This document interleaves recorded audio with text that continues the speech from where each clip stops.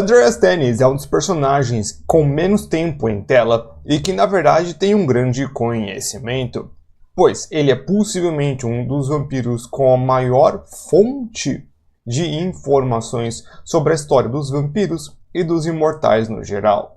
Mas será que tudo que ele sabe é verdade ou seria apenas um falsário?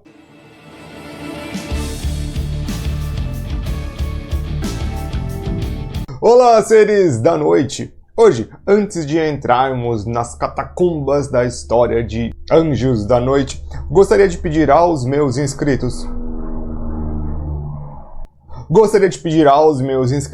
que já deixassem o like, compartilhassem o vídeo, assim como quem puder se tornar membro do canal, agradeceria demais. Para quem ainda não for inscrito, peço a inscrição e todos os passos anteriores. Eu lembrarei a todo mundo no meio do vídeo. Mas vamos dar uma olhada então hoje no historiador e na história de Andreas Dennis. História, um ponto de vista. Fatos históricos são um tanto complicados de serem colocados em total certeza, principalmente com as provas que podem ser produzidas hoje em dia. Nós não temos uma câmera de segurança que viu Júlio César entrando no Senado e alguém gravando no Instagram, né, as frases finais dele, et tu, brute. Com certeza estaria em algum jornal muito sangrento isso por aí. Devido ao estado de como estamos hoje em dia, né, as coisas são gravadas ao vivo, seja elas por bem ou sejam elas por mal. Para que nós consigamos formar um fato destes, vários registros são levados em consideração. Não apenas um registro, não é um historiador. Nós temos grandes fontes de histórias, nós temos grandes fontes, porém, nós temos sempre que cruzar essas informações com outras, nós, né, os historiadores de verdade. Eles têm que cruzar essas informações com outras, ver o período histórico, se isso faria sentido para o momento. Se não tem alguma coisa que parece muito mentirada, como por exemplo um historiador por aí que viu, né, Hércules, ou que viu que as muralhas de Troia seriam impossíveis para aquela época devido ao seu tamanho, entre outras coisas. Tem um fato interessante que são dois generais conversando, o Hannibal, né, e um outro general, acho que era o Hannibal, conversando. Mas e um general romano conversando, e tinha alguém lá escrevendo tudo que eles estavam falando. Meio estranho. Então, sabe, tem muita coisa que a gente precisa levar em consideração quando falamos de fatos históricos. Claro que hoje em dia, tudo que nós fazemos deixa um rastro, seja da nossa localização pelo celular, transações bancárias, IPs de equipamentos, entre outros fatos que, além das já citadas câmeras de segurança, que nos deixam com um registro muito fixo do que está acontecendo, e ainda assim existem meios de se manipular as coisas e trocar a narrativa, pois nós vemos algo, mas muitas das vezes não sabemos do porquê do algo. Por isso que controlar a narrativa e como os fatos acontecem é um papel fundamental para quem quer controlar uma sociedade e a informação que vai para esta. Afinal de contas, informação é poder.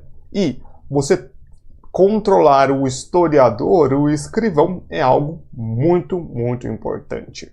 E Andreas Dennis vai ser um grande exemplo de alguém que por muito tempo esteve numa situação privilegiada para conseguir saber muitas dessas informações, porém estava sob o controle dos anciões e principalmente de Victor, que estava numa cruzada para conseguir modificar a história antiga, principalmente sobre a origem real dos vampiros, para poder se colocar no mesmo patamar do seu criador. Só que então vamos entender um pouco da história do historiador, entender este contexto um pouco melhor. Infelizmente, nós não temos quase que nada sobre a história do Andreas Dennis prévia. Tá? O que a gente vê é o que a gente vê nos filmes e pouquíssima informação é dado sobre estes. Ele tem a aparição muito, muito pequena. Só vou deixar isso aqui claro, porque senão vai ter muita gente nos comentários chorando sobre isso, que na verdade o Andreas Thanes ele é apenas um substituto do Kraven. Né? O Kraven ele foi finalizado no segundo filme e aí entrou o Andreas Thanes. Vocês podem ver que eles têm papéis similares. O braço direito do Victor em algum momento, assim como alguém que tem influência, porém não tanto poder físico. Tá? O Kraven teoricamente teria sido retirado por a interpretação dele ser ruim e o sotaque dele muito inconsistente. Tá? Mas isso é o que eu chamo de meta-história, o que acontece nos bastidores, ou seja, totalmente inútil. Então se você falar, na verdade, tá, sabe, você acha que isso é mais importante do que acontece no filme, este canal não é para você. Então isso é muito irônico, porque o historiador não tem história. Mas vamos lá, o que a gente sabe do Andreas? Do Andreas, a primeira vez que nós o vemos é durante o terceiro filme, o Rise of Lycans, que acontece no passado. Se quiser saber a linha do tempo direitinha, tem no meu vídeo sobre a linha do tempo. E nesta época ele era um escriba, ou um escrivão do conselho e dos anciões. Nesta época, né, quem estava governando era o Victor. O que demonstra então que o Andreas já estava um bom tempo aí fazendo essas escrituras. Ele, como alguém com pouco poder físico, porém muita ganância, ele está sempre tentando ganhar poder. Como? Primeiro, puxando o saco do Victor, como todo mundo. Segundo, ele tenta ajudar um casal muito improvável, que é o casal Lucien e Sonia. Ele acaba dando uma chave para a coleira do Lucien. Essa chave será muito importante na história do Lucien. Só que o tiro dele sai pela culatra. Por quê? O Lucien acaba atraindo os vampiros totalmente e a Sonia vira churrasquinho. A única parte boa é que ele faz um networking para daqui a alguns séculos. E ainda pior, o Lucien e alguns lobisomens, eles invadem o castelo dos vampiros e liquidam, assim, muitos dos vampiros. Muito.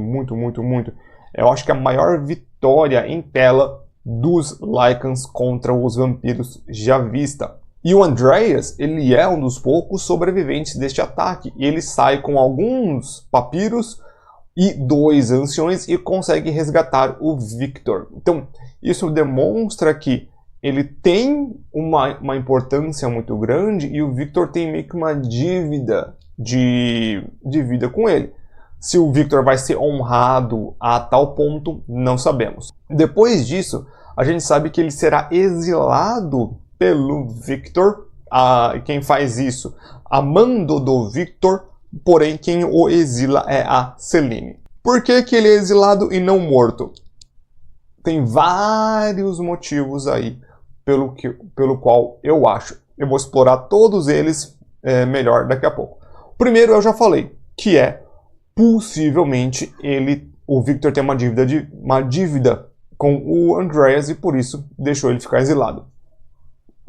Não tô afirmando aqui, tô só levantando essas hipóteses, tá bom? O Andreas ele é exilado e fica muito tempo. Nessa época ele vai fazer ele vai ter contato de novo com o Lucien.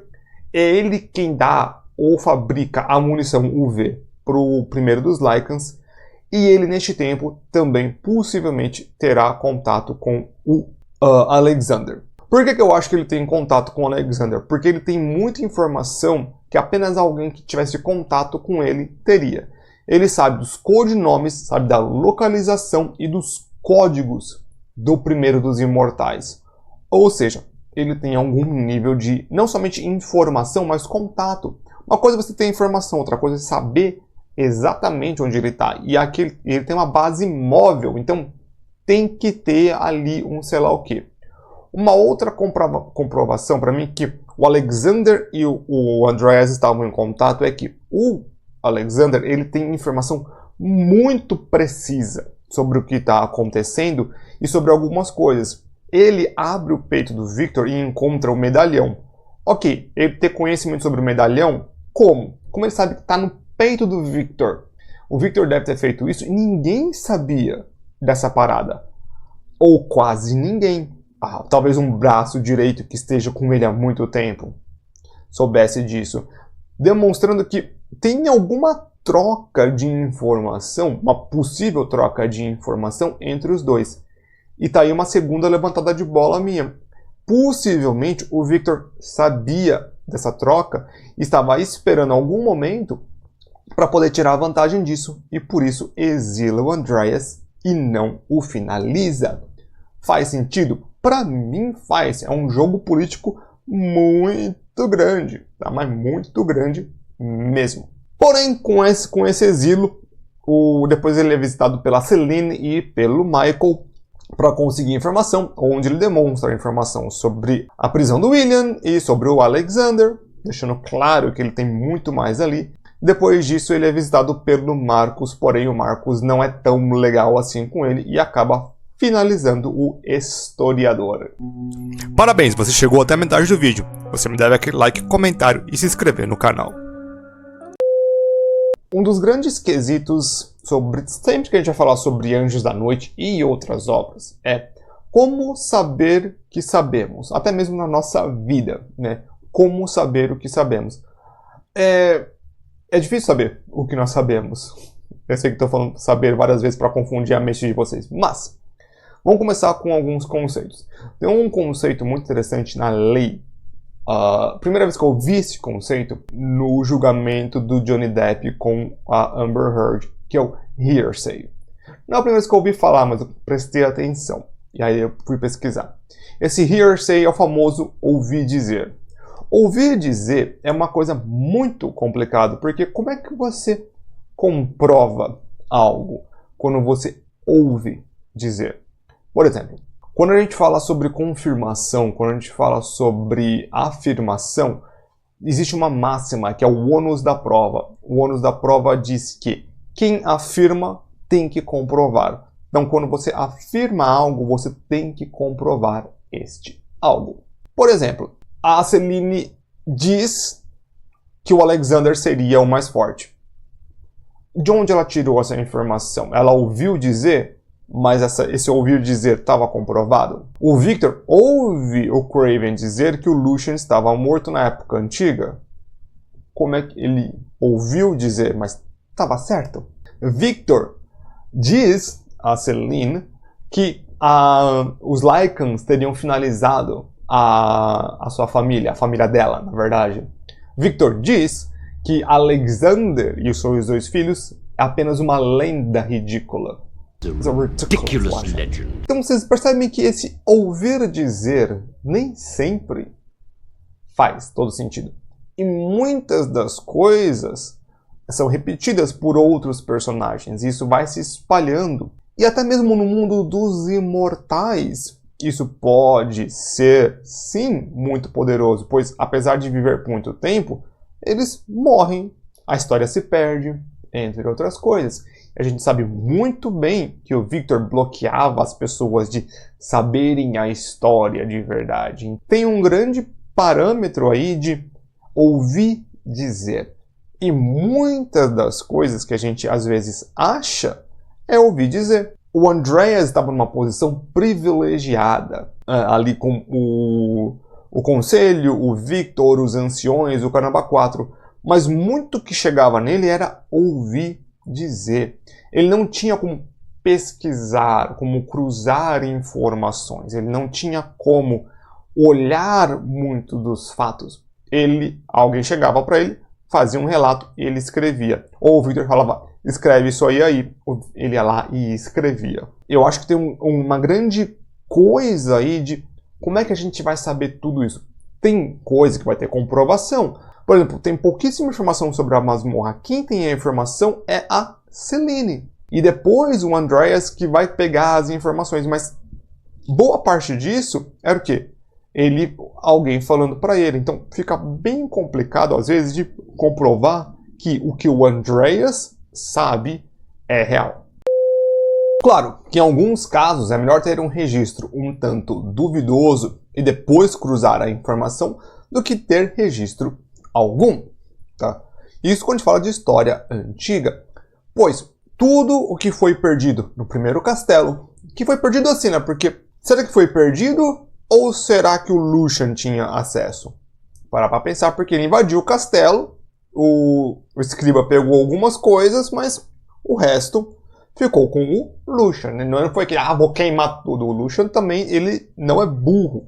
Então deve ter ficado com ele. A combinação do Andreas, de historiador, mais a combinação da pesquisa do Singed, fazem para mim as duas maiores fontes de informações nunca vistas antes.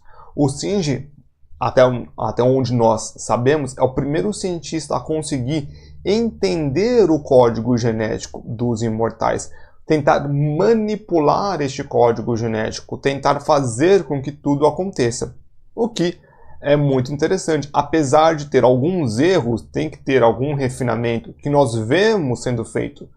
Com o Jacob, o Singed é uma fonte primária nunca antes vista. Eu tenho até a teoria que o Jacob tinha acesso à informação do Singed, mas isso é coisa da minha cabeça, mais ou menos, né? Até um vídeo meu que é do Jacob e do Singed, se vocês quiserem ver. Falando em história, também tem um vídeo meu que é a linha do tempo completa do Anjos da Noite, também, assim como a idade. Gente, tem vídeo de Anjos da Noite para dar com pau aqui, é só pegar a playlist que tem muita coisa. Esses dois coisas aí são um dos grandes artefatos de Anjos da Noite. Anjos da Noite tem poucos artefatos, por exemplo, tem os medalhões, tem a espada da Amelia, tem os anéis de sangue, e é meio que isso. Porque Anjos da Noite é feito num mundo mais natural, vamos colocar assim, mais pé no chão, dificilmente nós teremos grandes artefatos, como em séries de fantasia. Raramente a gente vai ter algo como o cajado do Gandalf, a espada do Aragorn, entre outras coisas. Vai ser um pouco mais difícil de se ter, devido à natureza do negócio. Mas ainda assim tem itens muito importantes neste mundo que são interessantes de serem colocados em perspectiva. Principalmente estes dois que lidam com conhecimento. E conhecimento é poder. O Andreas é um caso curioso, né? É o historiador que não tem história. É o escriba que não pôde escrever sobre ele mesmo. É um caso muito curioso. É um personagem que eu gosto bastante. Apesar de ter poucas aparições, apesar de ter pouco peso para algumas coisas, foi essencial aí por um meio de campo, uma ligação fácil aí com o Alexander. Este vídeo, assim como muitos outros, são pedidos especialíssimos dos nossos comentários, principalmente do WC, né, que é aí um patrono do canal. Agradeço demais, mas eu estou sempre olhando os comentários de todo mundo, estou sempre lendo tudo que eu posso. E assim, se eu não fiz um vídeo sobre algo que você pediu, ou é porque é sobre Crepúsculo e anime, que eu não trabalharei neste canal, pois são coisas que eu não gosto e não vou trabalhar com coisas que eu não gosto. Não adianta assistir, senão vou ficar no vácuo. Alguns outros que eu não faço vídeo é porque eu quero fazer um vídeo interessante sobre ter uma leitura, né? Ou trazer a história, ou trazer como aqui, trazer um contexto, uma pergunta maior sobre Anjos da Noite, uma pergunta sobre o que é verdade, o que não é, colocar em perspectiva algumas coisas que eu acho que são de extrema importância para a lore, para a história de Anjos da Noite, que pouco se vê, que pouco se tem acesso. Então, o Andreas Tennant serviu como ponte para, além de uma história interessante do Andreas, colocar em perspectiva muita coisa, não somente sobre o Anjo da Noite, mas sobre todo o paralelo de ficção e fantasia. Tá bom? Então, agradeço demais para quem chegou até aqui. Se você chegou até aqui, você comenta aqui então, aqui embaixo, Andreas é filho da Amelia. Que eu vou saber que você chegou até aqui. Tá? Porque eu não falei que, na minha teoria, eu acho que ele é transformado pela Amelia pelos olhos amarelos. Faz sentido? Não faz, porque o David é filho direto e tem olho azul. Na forma vampírica, mas é a conclusão que eu cheguei na minha linha genética mais idade. Tá bom? Então, agradeço demais. Não esqueça então daquele like, compartilhar o vídeo e vejo todo mundo então aí na próxima. Ah, também tem a doação direta por Pix.